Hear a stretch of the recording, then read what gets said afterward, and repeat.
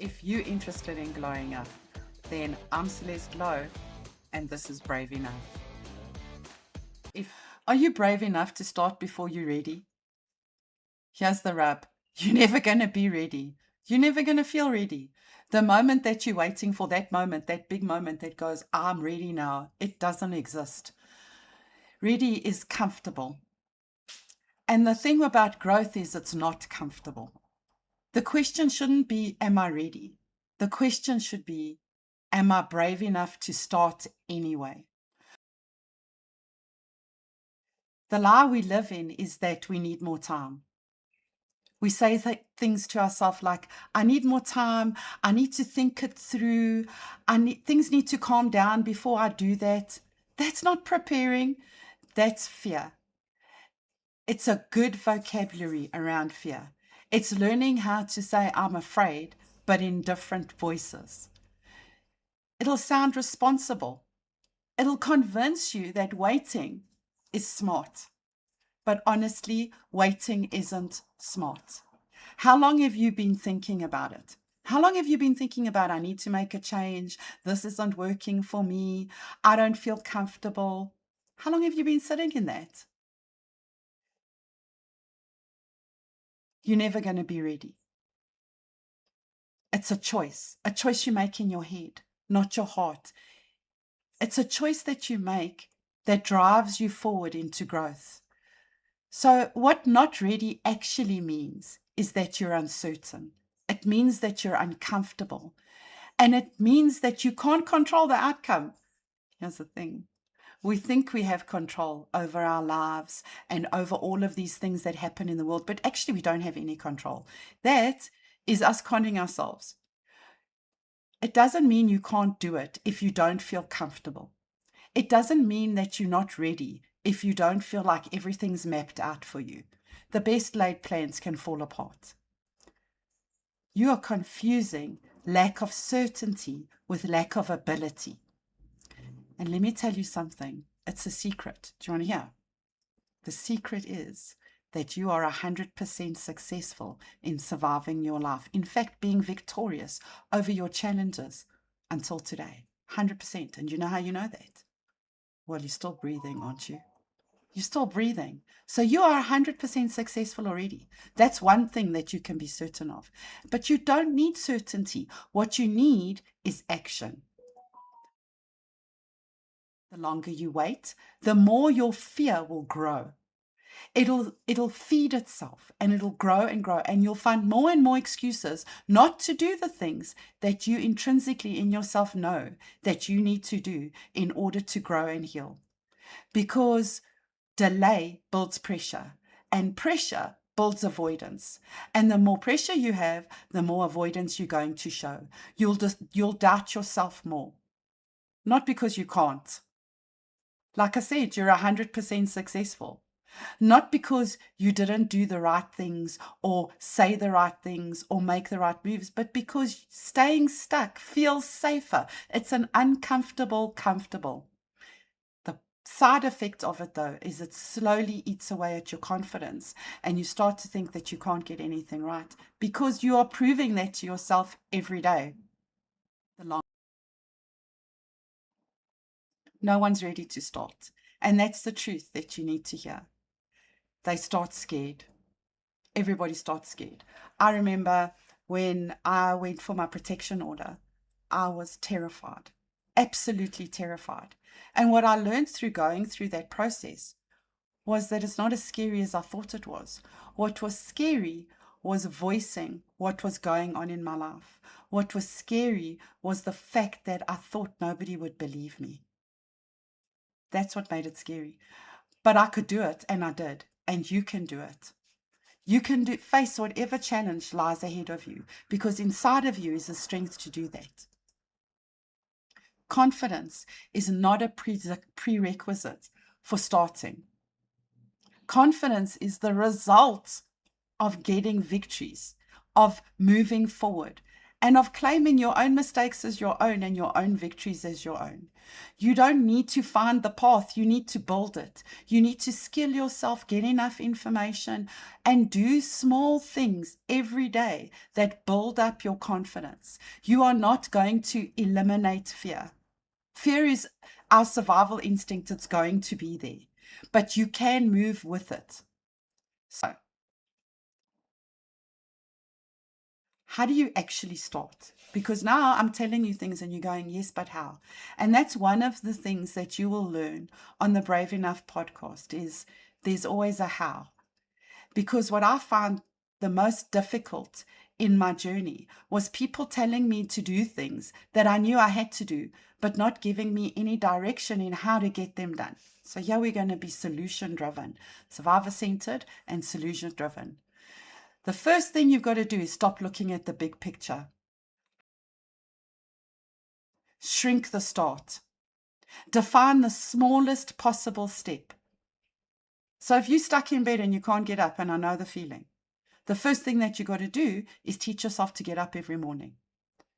And so there's many techniques. One of them is a Mel Robbins technique that goes, do the 5, 4, 3, 2, 1. Launch yourself out. So you're lying in bed, you go, I'm going to get up now. 5, 4, 3, 2, 1. And as you hit 1, let your feet touch the floor, get up and start moving. The first possible smallest step. It's not going to be a big change. It's going to be small changes that build up until one day you turn around and go, look how far I've come. That's the rule. So you can give yourself these tools. 5, 4, 3, 2, 1 is one. The other one is give yourself 10 minutes and then start anyway. Just start anyway. What have you got to lose? You're already in an uncomfortable place that feels comfortable. You're already scared. You are already hiding. What have you got to lose? Just start. Get up and go.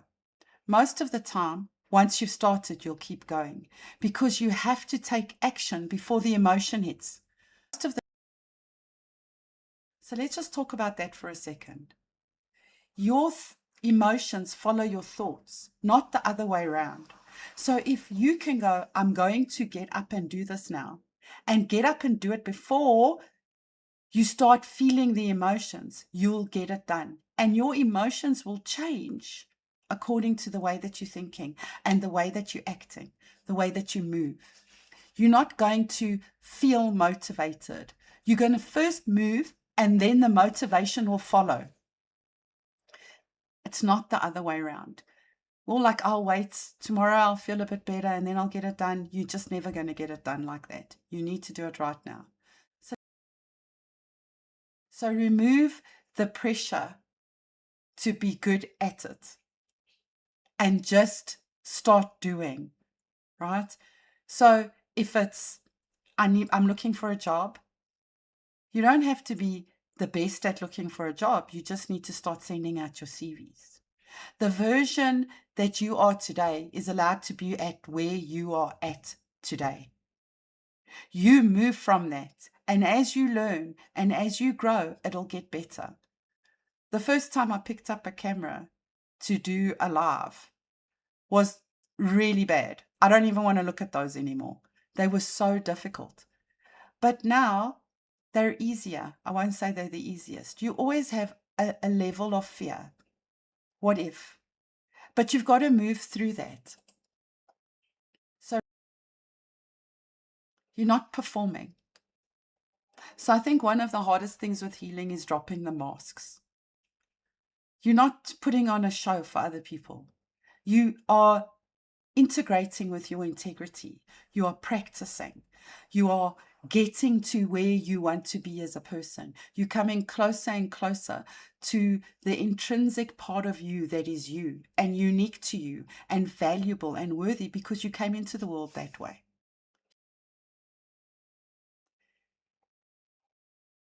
So one of the things that you can do is right where you are right now, just stop and say, I'm starting before I feel ready.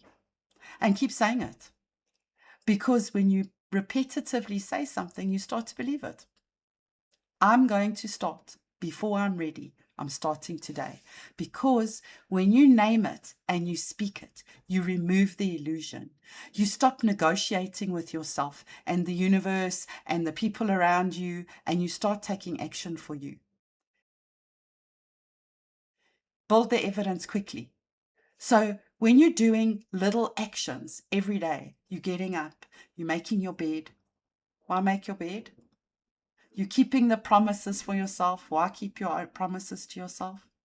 Right. So one of the techniques that you can use is making your bed. Because once you've made your bed, it creates in you a perception of moving forward. It's something that you promise yourself and you do it, right? You just get up every day, you make your bed, and then you move on to the next thing. And if all you did today was get up and make your bed and then sat on it for the rest of the day, it's still a victory. You take that victory. Tomorrow you do more. You do little steps, but every step, every little action that you take from the beginning towards the end, you celebrate them. Because they're your victories. They're evidence of the fact that you're moving, that you're growing. And you're not always going to feel like getting out of bed. You just do it. You're not always going to feel like making your bed. Just do it. And that's how you start. Every action that you take becomes proof that you are capable of moving forward. And you remove the escape routes from yourself. Just like stop giving yourself excuses not to do what you know needs to get done. Don't overplan. Don't research endlessly. Don't become an academic and learn all the jargon. All you need to know is the next step for me is this. You have to sit and ask yourself, what is the next step? So how I do that is I have a little tool kit that I use. And on the one side, you write down all the problems that you have and all the things that you need to get done. And then you ask yourself a simple question. Can I do anything about this? If you can do something about it, you say yes. If there's nothing you can do right now, you've got no ideas, you say no. Where you've said yes, you make a to-do list. I need to find places to send my CV. I need to go to the court and apply for my protection order. Whatever it is, it doesn't matter. It can be a small thing. I need to clean the kitchen. Right? All the places where you do not have an answer, you ignore them. You have your to-do list, you get up in the morning, you make your bed, and you work through your to-do list. And when it's done, you give yourself a pat on the back, you celebrate your victories, and you start over again, repeating. So you set little goals for yourselves and expect to be uncomfortable in it. Expect to feel unsure. Expect to question yourself and go, am I doing the right thing? That's not failure. That's process. That is moving from an uncomfortable space into a more comfortable space. You're not going to have all the answers. Go look for them. Most of them are going to be inside yourself. And that's a scary thing. You got to decide who you are. You got to have a good look at who you are today and then decide, who do I want to be? Because here's the thing, it doesn't matter where you're at today. You can choose who you become. You get to choose. So write down a list of things that you want to be. Sit and think about it. Instead of overthinking where everything can go wrong, start asking, where can things go right and how can I be a better me? Instead of saying, I want to start, but I don't know how, or I'll start tomorrow, say, I'm a starter. I can drive this myself. So when you take a minute and you go, I want to be a person that is solution driven, you start asking yourself, what does solution driven look like? What do I need to do to be solution driven? How do I keep moving? You ask yourself those questions because the answers are inside of you. And if you can't find the courage, borrow it. What does that mean? Look, it's easy. You get someone to work as a buddy with you. If you don't have the courage, you go, tomorrow I've got to go to court. but I'm scared and I don't want to go. You find someone who will encourage you to go. You find someone who's going to say to you, it's okay, I'll go with you. Or I'll be with you in spirit even. Borrow the courage. You don't always have to walk alone. So one of the things that survivors do is they isolate. Connection is your friend. Connection is key. You need to work through getting connection with other people. Because having a tribe that supports you is really important. If you don't have one, build one. If you want to borrow courage, you can also borrow courage from your future self. You can borrow it from someone you respect, or you can borrow it from the person that you are going to become. You can say, you know what, I'm scared now, but I know that if I start doing this in the future, I won't be scared anymore. You can borrow that courage there. Just get started. And I think that most of the time we already know what we need to do to start. We're not actually stuck. We're keeping ourselves in a place that is comfortable because it's the devil that we know. You're hesitating. There's a difference. You know what needs to be done. We all intrinsically know what is the next step. If I don't know how to do something, I know that the step is to ask someone, or to go onto the internet and look up an answer, or to go to a library and get a book, or to speak to people and find the answer. We all know that. But maybe the reason why we're not asking those questions and doing those things is because we're hesitating, because there's consequences to asking those questions. If we're honest, we know exactly what we're avoiding. That means you need to look inside of yourself and ask yourself, why am I doing this? Why am I behaving the way that I'm behaving? So today, not tomorrow, do one thing that'll take you towards something different. Send an email, make a call, write the first paragraph of what's happening with you. Start your to-do list, like I explained earlier on. Do things that are going to break the pattern of keeping you where you are. You don't need permission. You don't need permission to move. You are not a tree. You are not broken. You are emerging into who you choose to become. You don't need perfect timing. All you need is to make the decision. Start messy. Start unsure. Start anyway. The question you need to ask yourself today is, am I brave enough to start before I'm ready? Or am I going to stay exactly where I am? If this meant anything to you, if it touched you or made you learn and grow, then maybe you want to like, follow, or share it with someone who might need it. I'll see you next week. Be brave enough.